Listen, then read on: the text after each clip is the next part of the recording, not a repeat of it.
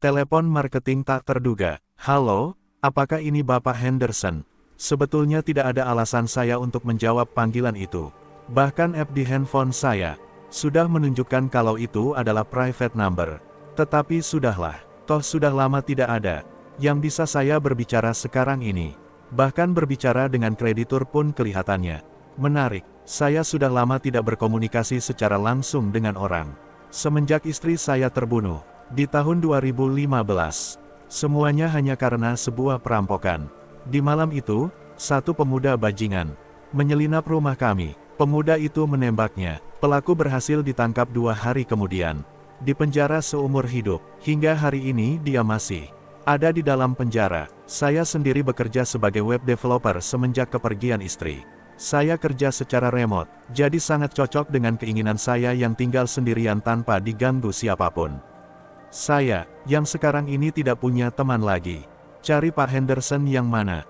Tanya saya sambil duduk di kursi dengan sebotol anggur. Hari itu sedang hujan badai, angin kencang bertiup di luar. Arthur Henderson, jawab perempuan itu. Suara perempuan itu sangat familiar.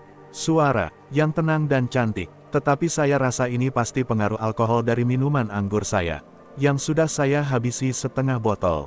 Maaf, Bu, tetapi Arthur Henderson sudah meninggal 6 tahun lalu, jawab saya agak jengkel. Karena buruknya sistem pencatatan di perusahaan itu. Dia terdiam sebentar. Ya ampun, di sini tidak tertulis begitu.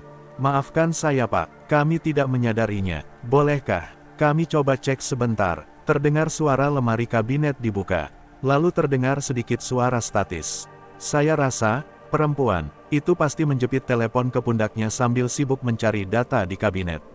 Saya tersenyum, kecil sedikit membayangkannya. Oh gak apa-apa, tidak usah khawatir. Bagaimana kalau kamu sambil perkenalkan dirimu dulu?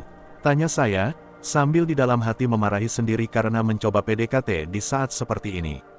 Dia tertawa, cara tertawanya sangat familiar. Nama saya Emily. Dan saya kerja di perusahaan kredit. Sayangnya kami tidak bisa menyebutkan nama perusahaan kami karena Anda bukan nasabah kami. Kamu baru saja mengakuinya. Baiklah, jadi saya tebak, kamu adalah putranya Bapak Arthur Henderson. Tanya dia sambil milah kertas. Ya Bu, tetapi ini sudah lama sekali. Seharusnya saya tidak berurusan dengan utang orang yang sudah tiada lama bukan? Tanya saya penuh harap. Mari kita coba cek. Masih terdengar dia mencoba membuka-buka buku di ujung telepon. Maaf Pak, jawab dia dengan nada menyesal.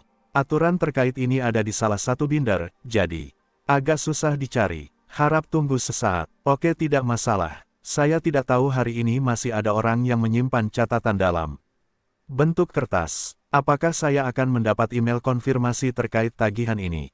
Tanya saya. Maaf, email tagihan. Email, ya, email. Surat elektronik, konfirmasi tagihan. Tanya saya ragu, yang dari bingung menjadi frustasi. Ada apa dengan perempuan ini?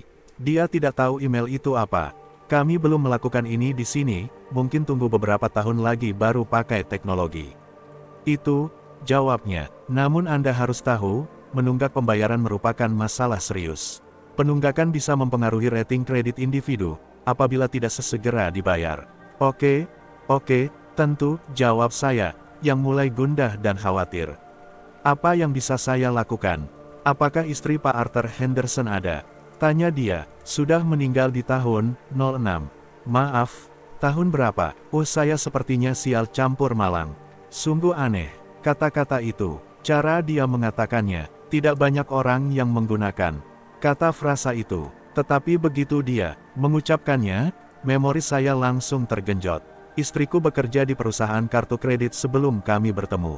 Namanya Emily, suaranya mirip dengan penelepon itu.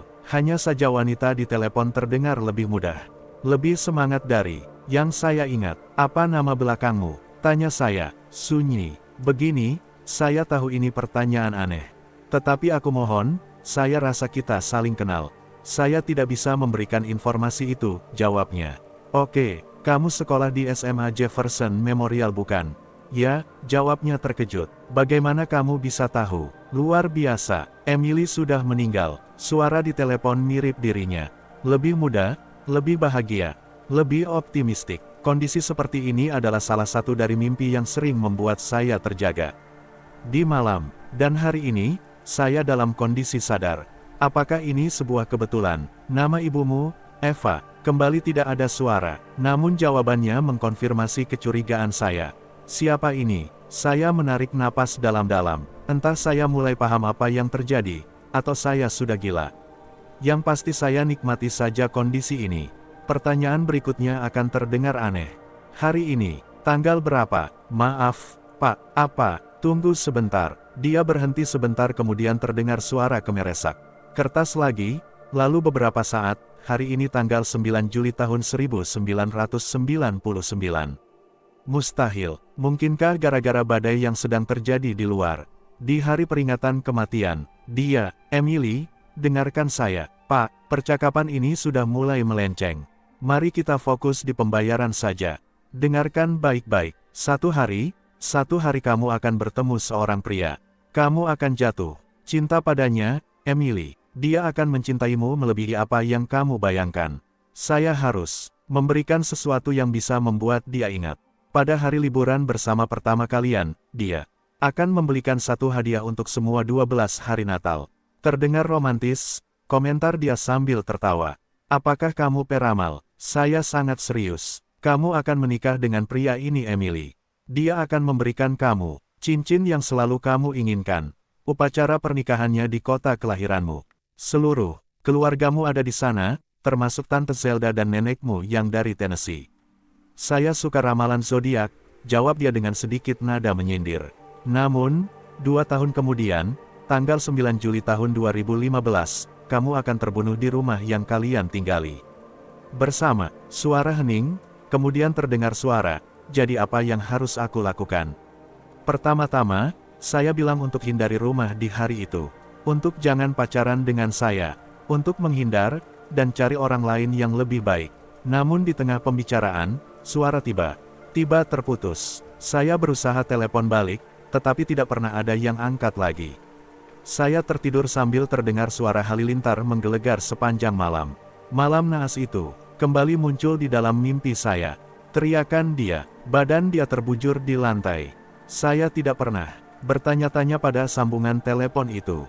Saya tidak bertanya kenapa, mungkin itu Tuhan, mungkin itu hanya waktu. Namun ketika saya terbangun kemarin pagi, Emily berada di samping saya.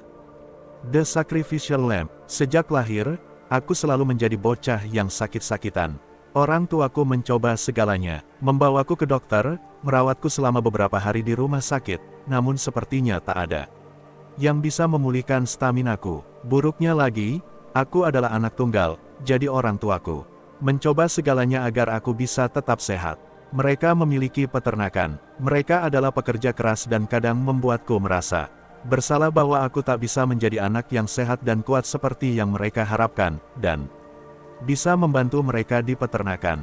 Aku sendiri bahkan tak kuat untuk berjalan melintasi bukit berumput yang menjadi peternakan kami. Namun orang tuaku sering membawaku ke sana, melihat hewan-hewan yang kami besarkan.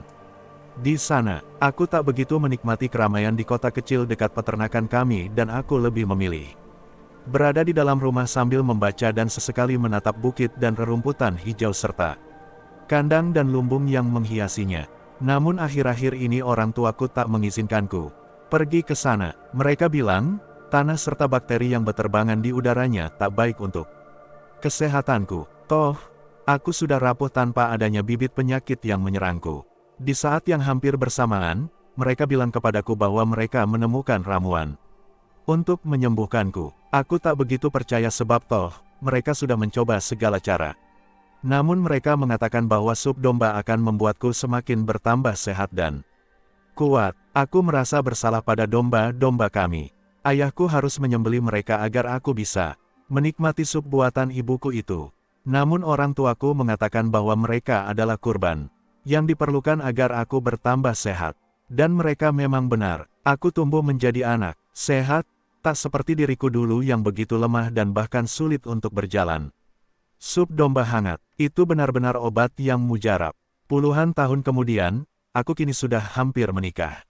Pada malam Natal, tunanganku dan keluarganya membuat sup domba khusus untukku. Mungkin ia terinspirasi membuatnya setelah aku menceritakan kepadanya masa kecilku. Mungkin harapannya ini akan membuatku merasa bernostalgia dan merasa seperti di rumah. Apakah rasanya enak? Tanyanya penuh harap ketika aku menciduk kuah sup itu dan mencicipi sedikit dagingnya. Aku membeku. Ini pasti salah. Namun seumur hidupku, aku tak pernah merasakan apapun seperti ini sebelumnya.